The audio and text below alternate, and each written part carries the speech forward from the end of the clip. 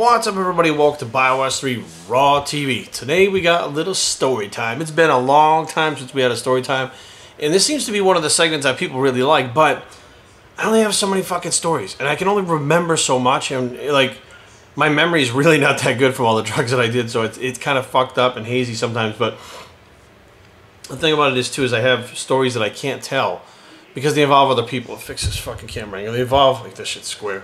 They involve other people that probably don't want their shit talked about. And even if I left names out, people could figure it out that we know. So I just X those fucking things out and I don't do those. Some of those are some really good fucking stories too. You think the other story times are good? Fuck, those are really good. So this story time is actually going to explain a little bit about me and how I've kind of come full circle. Yeah, full circle. So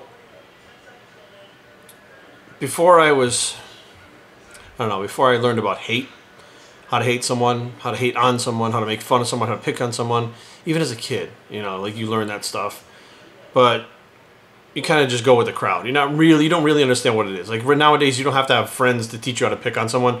You know, there are people that hate on people all day long. But back then, you just kind of go with your friends, and if one person that's cool is making fun of them, you kind of go along with them. I'm talking like 6th grade, 5th grade, stuff like that. And I remember I was young. I was really fucking young. And it was, I believe, elementary school. And we had this exchange student. Well, not exchange student, but her mom and dad moved here from Japan. Her name was Naoko. Naoko Harada is her name. And when she got to school, I wouldn't say I was a bad kid. I was kind of rough around the edges. Ran with the crowd that was a little wild, to be honest with you, when I was a kid. The Clemens twins and all those guys. And I got to class one day and this girl was there. And she had on the very thick glasses, like the Bruce Lee bowl haircut. Very stereotypical, like, you know, new exchange student type look, like didn't look anything like anybody else, etc., whatever. And quiet, super quiet. Didn't speak much English. Actually, barely spoke any English at all. And she would sit in the class, and I noticed some of the kids, I don't know why, would make fun of her and go, paw, paw, paw, paw, paw. They would like do shit to her, like make fun of like her Asian ethnicity. They would call her stupid.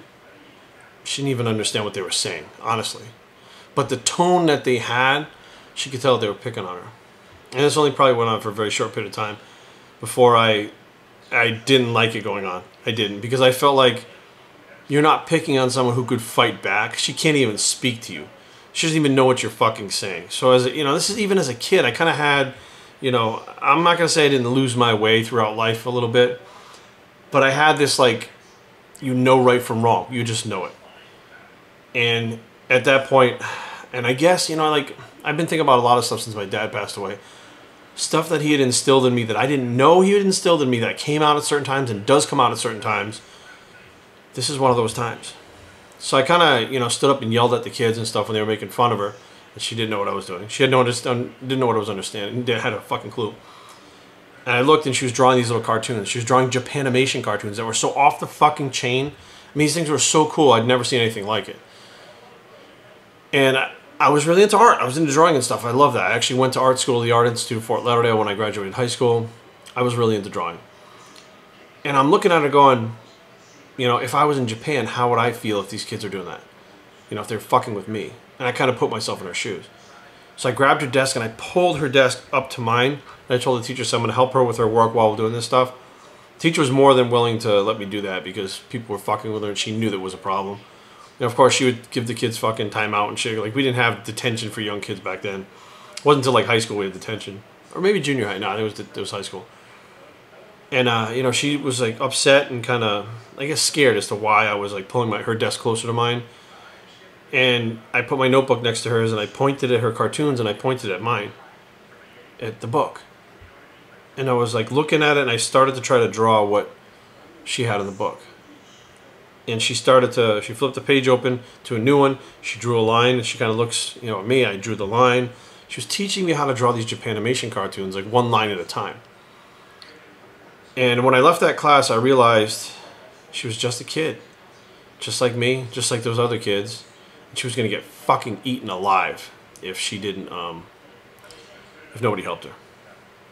Well, class after class, I sat there and I, sat with her. I tried to communicate, which, like there was a definite language barrier, but we were able to communicate on a level like of two human beings. I look back now and I didn't realize, I had no fucking clue what I was doing. I look back now at 40 and I'm like, why were you so willing to go against the grain and the other kids and the people that you've known for years and stuff like that to help this person? I still don't fucking know to this day. I'll tell you right now, I don't know. Other than it was just the right thing to do, and why, I don't know why I did the right thing. I don't know. It wasn't the cool thing to do. I didn't want credit for it. I don't fucking know. I have no idea.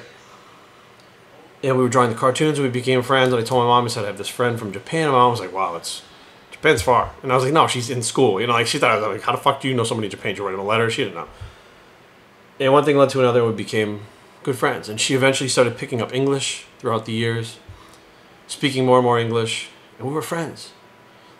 And eventually she just kind of blended in a little bit. People left her alone after a while, and as the kids got a little bit older and you go through junior high and stuff, things are changing, and it's not that big a deal anymore. She's just one of the crowd, has her own set of friends, is able to speak English.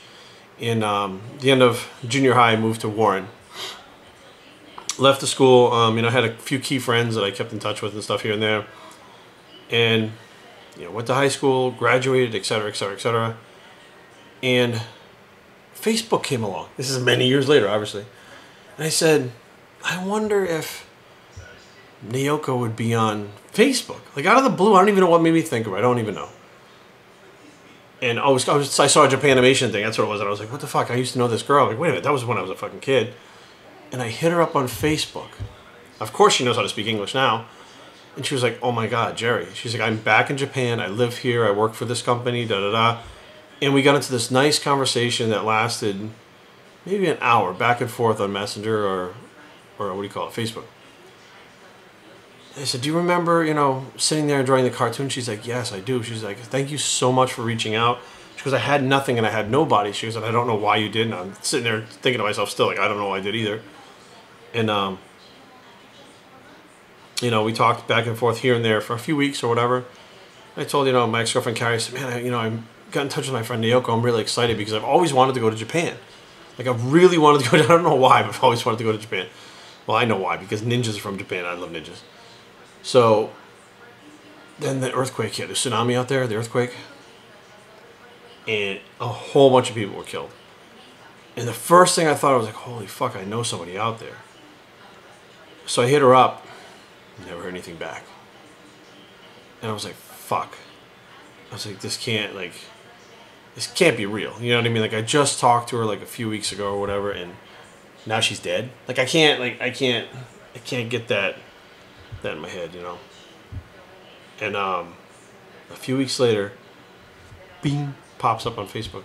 Hey Jerry, I'm okay. Everything's fine. We just didn't have power and the internet was down and da da da da. I'm like, cool.